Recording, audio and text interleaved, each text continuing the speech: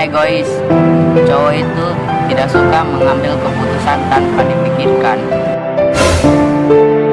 Cowok itu PHP. Bukan PHP.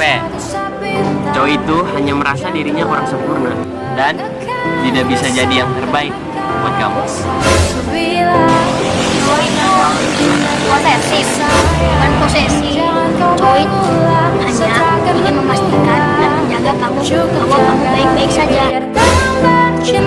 Cowok itu gampang marah, bukan gampang marah. Cowok itu tidak ingin terlihat lemah ketika orang lain meremehkannya. Semua tentang hati dari coba pikir kembali.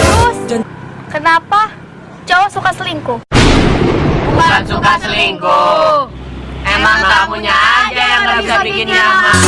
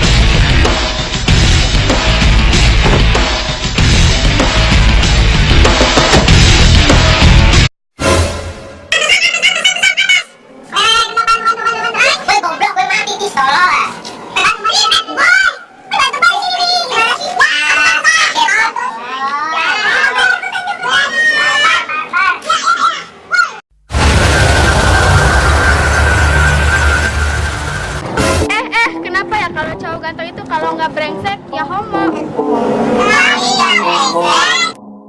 Berarti kalian homo? Emang kalian ganteng?